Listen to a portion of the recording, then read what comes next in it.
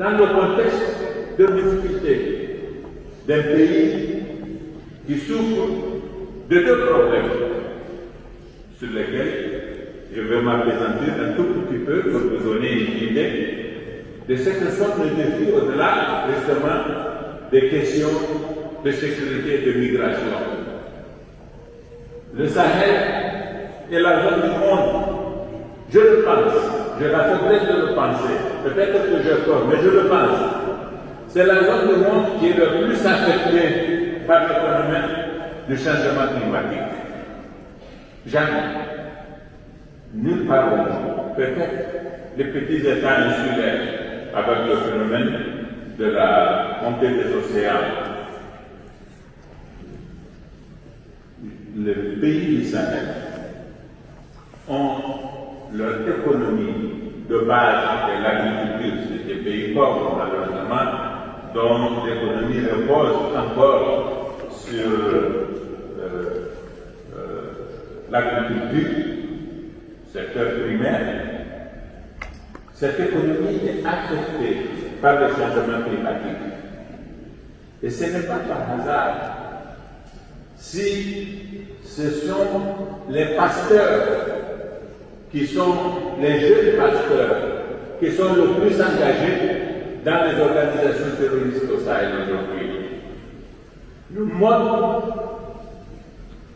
économique, le mode de vie pastoral est perturbé, déstructuré, désorganisé par le changement climatique. Les pluies sont rares, la biodiversité s'est totalement anémisée. Ça, c'est un vrai problème. Et les jeunes ont de plus en plus de difficultés à vivre dans des territoires qui sont devenus étroits parce que les ressources naturelles se sont raréfiées. Mais au même moment, malheureusement, nous assistons à un phénomène de croissance démographique à niveau comparable non plus.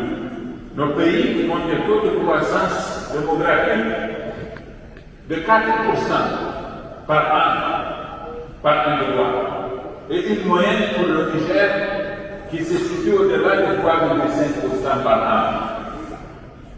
J'ai l'habitude de dire, de rapporter une anecdote à mes interlocuteurs quand je parle de ce problème, en disant que quelqu'un qui était venu en 1973 au Niger me disait que c'était un Danois.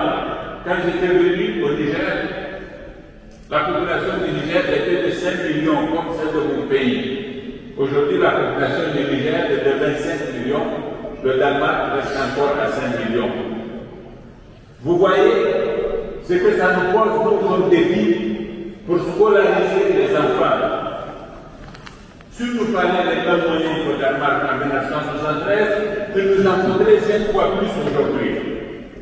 Et c'est pareil pour la santé, c'est pareil pour le logement, c'est pareil pour l'eau, c'est pareil pour tous les services que nous devons assurer à notre population. Voilà deux grands défis. Et les débats que nous menons dans le cadre des COP chaque année sont des débats qui débouchent sur des conclusions qui ne peuvent jamais nous satisfaire. Et ces débats sur les changements climatiques, il faut que nous les menions dans d'autres termes différents de ceux dans lesquels nous les avons conduits jusqu'à présent à l'occasion de ces discussions-là. Nous sommes en effet d'accord pour que nous ayons un comportement de nature à favoriser une amélioration de la situation, mais pas aux conditions qui nous sont posées par nos partenaires. Nous, dans le contexte d'aujourd'hui, nous n'avons pas accès au crédit qui nous permet de promouvoir les industries, l'énergie, promouvoir l'énergie renouvelable. C'est trop cher, ce sont des investissements qui ne sont pas à notre portée, ce n'est pas possible. Parce que pour emprunter de l'argent, les conditions que les banques nous posent sont des conditions qui ne sont pas à notre portée. Et nous ne pouvons pas continuer à végéter dans la pauvreté qui est la norme aujourd'hui au nom de la nécessité de sauver la planète. Ce n'est pas possible. Donc il faut que nous changions vraiment le paradigme de cette discussion de façon à faire en sorte que nous puissions converger en prenant en compte aussi les intérêts des pays comme les nôtres. Et nous devons aussi promouvoir l'école. Parce qu'aussi longtemps que cette partie de l'Afrique, ou que l'Afrique de façon générale reste dans cette situation-là, nous produirons beaucoup d'enfants que nous ne quitterons pas et qui seront une bombe, non pas pour nous seulement, mais pour toute l'humanité, en tout cas pour les Européens qui sont nos voisins. Nous aurons beau prendre des mesures pour contenir cette migration désordonnée, nous n'y parviendrons pas. Voilà pourquoi nous avons décidé de mettre l'accent sur l'agriculture. Un pays comme le Niger est un pays qui a des grandes potentialités agricoles, avec des eaux de sous-sol très importantes et accessibles, des espaces qui sont grands, des technologies qui doivent coûter un peu moins cher, qui doivent coûter moins cher. Et il faut trouver des formules. Il faut trouver des formules qui nous permettent d'accéder à ces capitaux-là. Et les entreprises italiennes, les entreprises européennes doivent pouvoir venir investir au Niger dans le domaine de l'agriculture. Nous avons un potentiel très très important et nous ne sommes pas loin de l'Europe.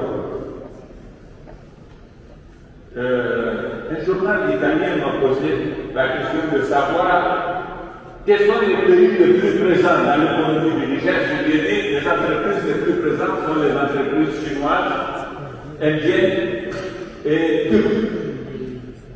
Il m'a dit pourquoi ce ne serait pas les entreprises européennes. Et je lui ai dit, c'est ça le paradoxe, nous sommes voisins, mais les entreprises européennes demandent un confort, ne le demandent pas les autres, mais c'est un confort qu'elles ont décidé d'inventer tout simplement parce qu'elles regardent nos pays à travers un prisme qui est totalement erroné. Si des entreprises chinoises, indiennes et turques peuvent venir investir en Afrique, faire de l'argent, pourquoi les entreprises européennes ne le pourraient-elles pas? Mais elles ne le font pas.